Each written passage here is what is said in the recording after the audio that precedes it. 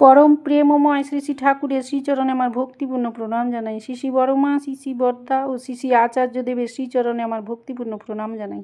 ঠাকুর পরিবারের প্রত্যেকের চরণে আমার ভক্তিপূর্ণ প্রণাম জানাই। আজকে আমি একটি অপূর্ব আলোচনা করব শ্রী শ্রী বর্দার নাতনি অনুপা ভট্টাচার্য।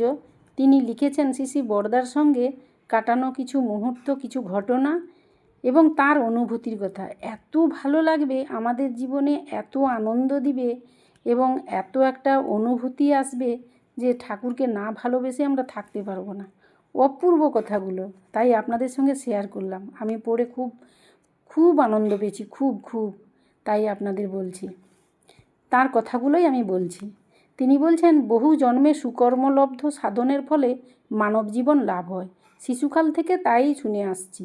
আবার শাস্ত্রে আছে, মানুষের গন্তব্য হলো ঈশ্বর প্রাপ্তি। আর ঈশ্বর প্রাপ্তি মানে ঈশ্বরীয় গুণ বা ভাগবত গুণকে আপন করে নেওয়া, নিজের চরিত্রে ফুটিয়ে তোলা। মানুষকে ঈশ্বরেরই অংশ বলা হয়েছে, কিন্তু প্রবৃত্তির দাস মানুষ তা হতে বিস্মিত হয়। আপন স্বরূপকে সে চিনতে পারে না। সংসার জীবনের হাবিজিবি কর্মের দ্বারা সে এক আবর্জনা সৃষ্টি করে।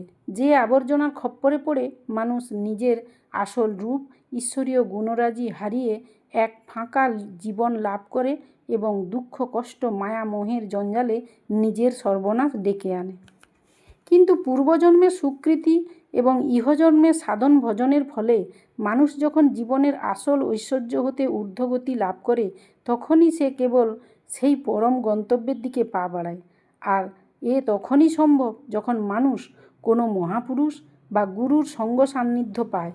তাই লোক সমাজে গুরুকরণের এত মাহাত্ম্য। তথাপি মহাপুরুষের সঙ্গ সান্নিধ্য লাভ করা দুর্লভ। একমাত্র ঈশ্বর কৃপাতেই তাদের সঙ্গ লাভ করা যায়। উপরন্তু সেই মহাপুরুষ যদি স্বয়ং বিশ্ব চরাচরের মালিক, সদ্গুরু, ভগবান পুরুষোত্তম হন, তাহলে তা জন্ম জন্মান্তরের সকল জড়তা, সকল বেদনা ধুয়ে মুছে পরিষ্কার হয়ে মানুষকে সেই ঈশ্বর প্রাপ্তিতে অধীরূঢ় করে তোলে। তিনি বলছেন, আমি শুনেছি আমার দাদু নাকি বলতেন, জন্ম জন্মান্তরের সাধনার ফলে আমরা তার সন্তান, কেউ বা তাঁর আত্মীয় স্বজন, কিন্তু তার কোনো শরিক নেই। তিনি শরিক টরিক পছন্দ করেন না। তার সন্তানই হও আর গুরুই হও, মুনি ঋষি যেই হও, ওই ভাব অর্থাৎ শরিকের ভাব এলেই তাকে একেবারে পড়ে যেতে হবে। তিনি অনন্ত, আমাদের চলনাও অনন্ত। আমরা সবাই তাঁর দাস, নিত্য দাস। শয়নে স্বপনে নিশি জাগরণে ইহকাল পরকাল সর্ব অবস্থায় সর্বতোভাবে। পূর্বের এমনই কোনো অজানা সুকর্মের ফলে আমার মতো ক্ষুদ্র প্রাণের এই পরম সৌভাগ্য যে সেই নরদেহধারী পরম দয়াল পুরুষোত্তম বংশে আমি স্থান পাই। আমার জীবনের দুর্ভাগ্য যে দয়াল ঠাকুরের জীবদ্দশায় তাঁর ইহজগতের সশরীরের লীলাকালে আমি তার শ্রীচরণে ঠাঁই পাইনি। কারণ তার মহাপ্রয়াণের প্রায় 15 বছর পর আমার জন্ম হয়।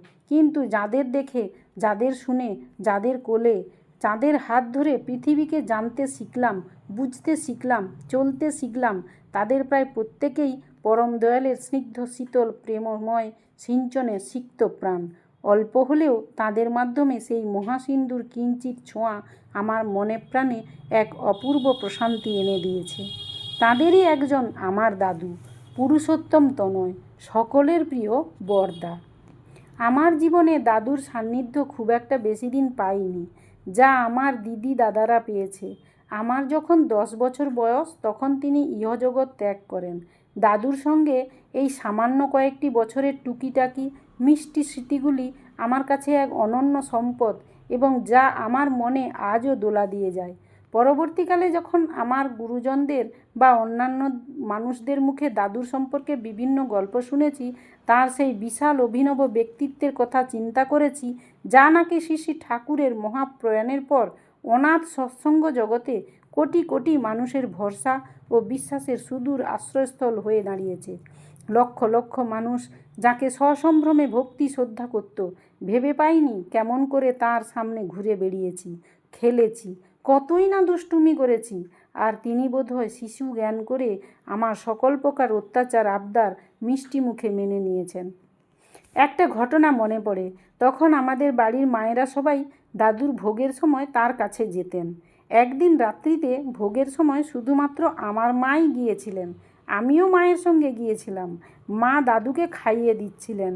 এই খাওয়ানোর সময়ে কোনো কারণে মার কিছু ভুল হওয়াতে দাদুর অসুবিধা হয়েছিল, তাতে তিনি খুব মুখ কুঁচকিয়ে মাকে রাগ দেখাচ্ছিলেন।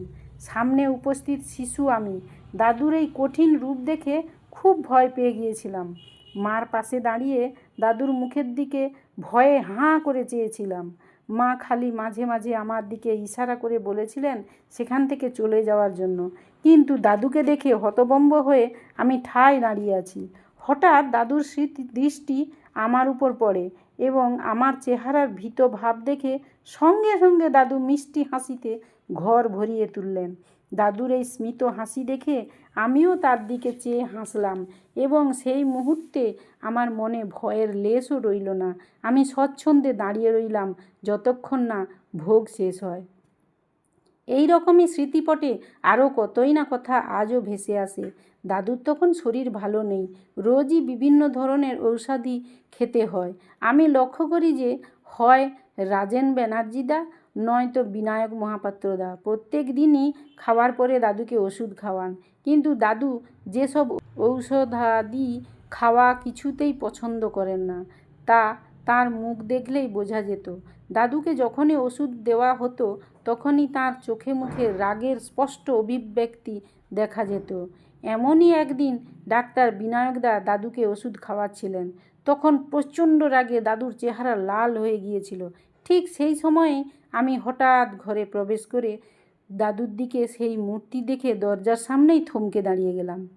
আমার উপর চোখ পড়তেই দাদুর চোখ মুখ পাল্টে গেল, আর সাথে সাথে স্মিত হাসি হেসে দাদু ওষুধ খেয়ে নিলেন। তারপর থেকে প্রায় দিনই শুনতাম ডাক্তার বিনায়কদা ও রাজেনদা দাদুকে ওষুধ খাওয়াতে গেলেই আমার খোঁজ করতেন।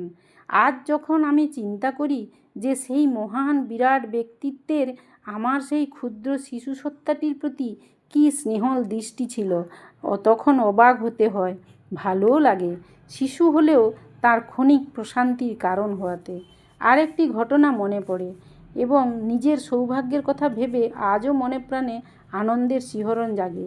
সেই সময় স্কুল থেকে এসে বিকালবেলায় খেলাধুলা করে সন্ধ্যার পর কিছুক্ষণ পড়াশোনা করে দাদুর ঘরে যেতাম। দেখতাম অন্ধকার ঘরে দাদু শুয়ে থাকতেন। ঘরের ভেতরে আশু গাঙ্গুলিদা ও স্বপন মাস্টার মশাই বসে থাকতেন আর দাদুকে বিভিন্ন বিষয়ের গল্প বলতেন।